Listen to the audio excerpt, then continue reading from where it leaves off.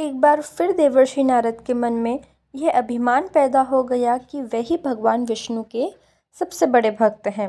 वे सोचने लगे, मैं दिन रात भगवान विष्णु का गुणगान करता हूँ, फिर इस संसार में मुझसे बड़ा भक्त और कौन हो सकता है। किंतु पता नहीं श्री हरि मुझे ऐसा समझते हैं या नहीं। यह विचार कर नारद भगवान विष्णु के पास क्षीर सागर में पहुँचे और उन्हें प्रणाम किया। विष्णु जी बोले, आओ नारद, कहो कैसे आना हुआ। नारद बोले, भगवान मैं आपसे एक बात पूछने आया हूँ। भगवान विष्णु बोले, मैं तुम्हारे मन की बात जानता हूँ नारद, फिर भी तुम्हारे मुँह से सुनना चाहता हूँ। नारद ने कहा, हे देव, मैं जीवन भर आपका गुणगान करता रहता हूँ। पल पल हर क्षण मुझे बस आपका ही ध्यान रहता है। आप मुझे यह बताइए कि क्या मुझसे भी बड़ा आपका कोई अन्य भक्त संसार में है।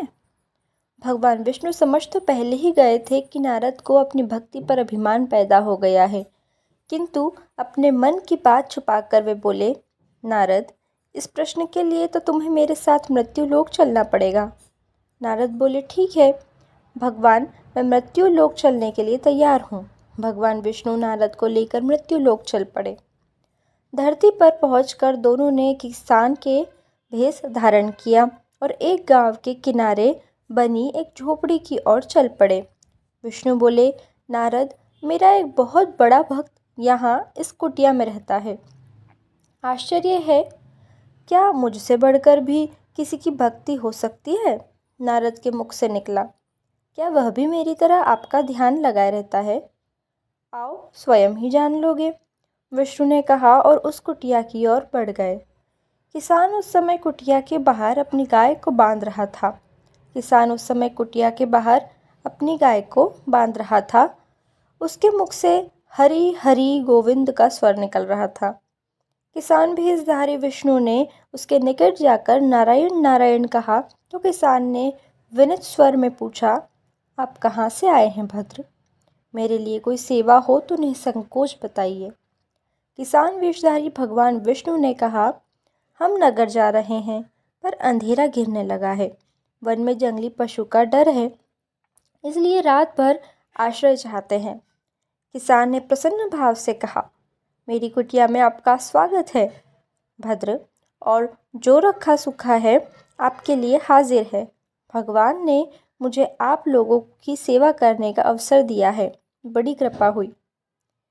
बाहर दालान ने एक खटिया पर दोनों को बैठाकर किसान अंदर गया और पत्नी से कहा, देवी, दो अतिथि आए हैं। किसान की पत्नी उस समय अपने बच्चों का भोजन परोस रही थी। धीरे से आटे का बर्तन देखती हुई बोली, घर में इतना सा ही आटा है और ये बच्चे भोजन और मांग रहे हैं।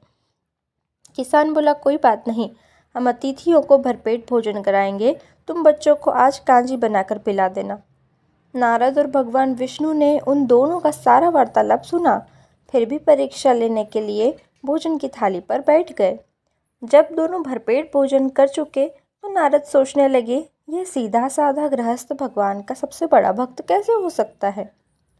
उधर श्री हरि ने किसान से और भोजन लाने की फरमाइश कर दी। बोले, मेरा पेट अभी नहीं भरा, क्या और भोजन मिलेगा। किसान रसोई पर गया और जाकर पत्नी से पूछा, कुछ और भोजन बचा है क्या। पत्नी बोली, बच्चों के लिए कांजी बनाई है, बस वही शेष है। विष्णु और नारद वह भी पी गए। किसान और उसके परिवार को भूख से ही सोना पड़ा। भूखे बच्चे माँ के आंचल थाम कर उठे, माँ, नींद नहीं आ रही है, मुझे बड़े जोर की भूख लगी है। पिताजी ने उन अतिथियों को कांजी भी क्यों पिला दी। किसान ने बच्चे के सर पर हाथ फेरते हुए कहा, अतिथि का भोजन करना स्वयं विष्णु भगवान का भोजन लगाने के समान है बेटा। बाहर दालान में दोनों अतिथि अलग अलग बिस्तरों पर लेटे हुए हैं। भगवान विष्णु ने कहा, तुमने सुना नारद, किसान और उसके परिवार को भोजन नहीं मिला, फिर भी वह मेरे गुण गा रहे हैं। यह तो कुछ भी नहीं है, मैंने तो कई कई दिनों तक भूखे रहकर आपका स्मरण किया है। अगले दिन सुबह उन्होंने देखा, किसान भगवान विष्णु की मूर्ति के सामने कह रहा था, गोविंद हरि हरि, तुम सदा मेरे मन में बसे रहो, बस मुझे कुछ और नहीं चाहिए। फिर दोनों अतिथि से बोला, हरि की बड़ी कृपा है, वही जग का रखवाला है। प्रभु की दया से रात को कोई कष्ट तो नहीं हुआ। जब तक आपका जी चाहे तब तक आप दोनों यहाँ रहें, मैं खेत पर जा रहा हूँ।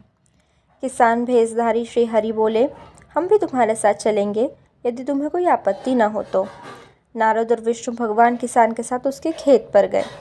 किसान बोला, यही है अपना खेत, अब मैं अपना काम करूँगा। गोविंद हरि हरि।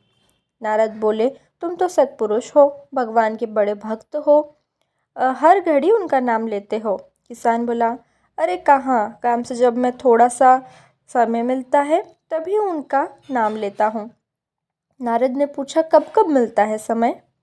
किसान बोला, सुबह उठता हूँ तब, रात को सोता हूँ तब, और दिन में जब भी काम से समय मिल जाए। ओहो, समझा, नारद के मुख से निकला। दोनों जब किसान से विदा लेकर चले तो नारद ने व्यंग्यात्मक स्वर में कहा, आपने सुना भगवान, वह सुबह शाम 2 बार ही आपका स्मरण करता है, जबकि मैं हर समय ध्यान लगाता हूँ, फिर भी आप उसी को महान बताते हैं। नारद की बात सुनकर श्री हरि चुप रहे, किंतु मन ही मन उन्होंने कहा, कारण भी जान जाओगे नारद। विष्णु ने एक कलश को तेल से लबालब भरकर नारद को दे दिया और बोले, नारद, इसे अपने सिर पर रखकर बिना हाथ लगाए सामने वाली पहाड़ी तक ले चलो। ध्यान रहे, इस कलश में रखे तेल की एक बूंद भी जमीन पर न गिरने पाए। नारद बोले, यह कार्य सहज तो नहीं है। यह कहकर नारद ने कलश सिर पर रख लिया और पहाड़ी की ओर चल दिए। नारद पहाड़ी तक गए और लौट आए। विष्णु बोले, लौट आए नारद? ठीक है, अब यह बताओ कि कितनी दूर जाने और आने में तुमने कितनी बार मेरा स्मरण किया? नारद बोले, एक बार भी नहीं भगवान। करता भी कैसे? मेरा सारा ध्यान तो तेल और कलश की तरफ ही लगा हुआ था। श्री हरि बोले, तब तुम ही सोचो, वह किसान दिन भर कठिन परिश्रम करता है, फिर भी 2-4 बार मेरा स्मरण ज़रूर करता है, और तुम एक बार भी मेरा स्मरण नहीं कर पाए। विष्णु की बात सुनकर नारद के अंतर्चक्षु खुल गए। वह श्री हरि के चरणों में गिरकर बोला, मान गया प्रभु, जो संसार के झंझटों में रहकर भी आपका स्मरण करता है, वही